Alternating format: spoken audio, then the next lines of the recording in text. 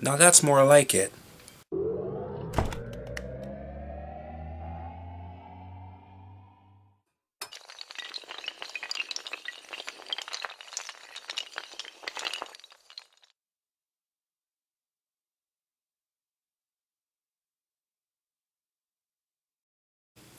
SWAT Firefight is my re-review of this sequel to the 2003 movie SWAT. I reviewed this movie 2 years ago on my other account called JW Universe Reviews. So I brought it here for you guys in this newer version. So basically, you have an LAPD SWAT officer who gets called in by his captain that the mayor of Detroit City needs somebody to help train their SWAT team because they're good, but they need to get certified. So he volunteers to go to Detroit to certify their team. Okay, and basically it's a training movie, but a lot of shit happens while they're training. It's not like the last film where they trained for like 28, 40 or some odd minutes and then the real story actually happened. This whole cohesive thing, the training and the story, all is combined together. So it doesn't feel like two movies like the last film does. So, after a certain hostage situation doesn't go well and the hostage is killed, the killer gets revenge on Cutler and his SWAT team, basically.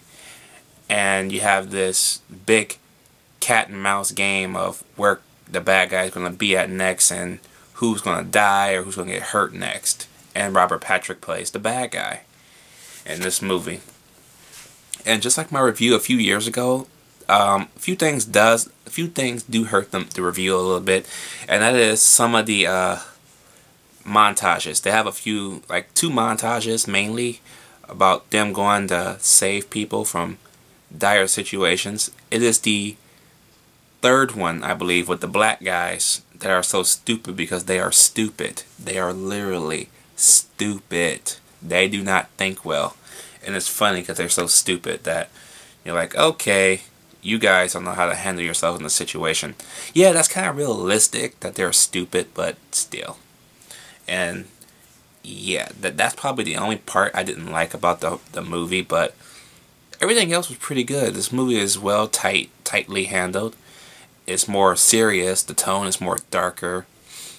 And unlike one SWAT officer betraying the other one and actually having one of them actually getting killed, but not really one of them getting killed since he betrayed them anyway, you actually get SWAT teams in this movie that get hurt, they get injured. They don't fuck around in this movie. Okay, if you're in trouble, your ass is in trouble. Okay, and yeah, this is what the actual movie that came out in theaters should have had in it. Should have had a lot more action in it, more violence, if you will. Because unlike the theatrical version, this movie is R-rated, when the theatrical version was PG-13, if you don't notice. So the violence and the language is a little bit more amped up in this movie.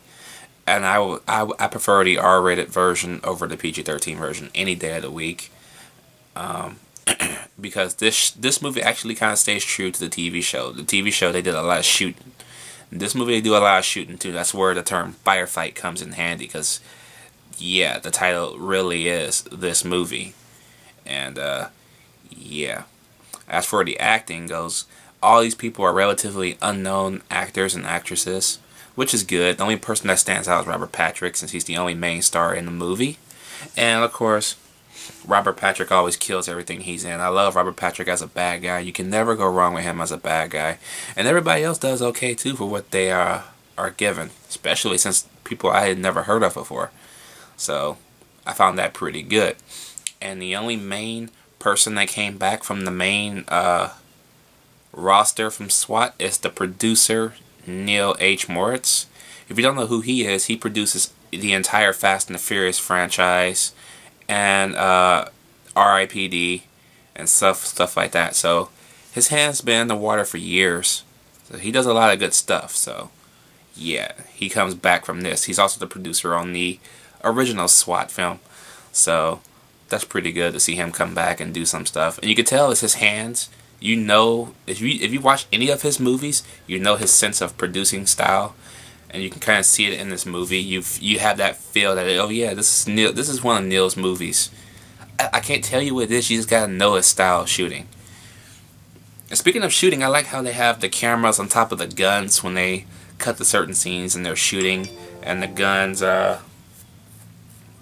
like when you aim up there and it look like they're first person, but it's from the gun. I like that type of shots. It's pretty good. All in all, though, SWAT Firefight is a damn good time. I like it more than I do the original.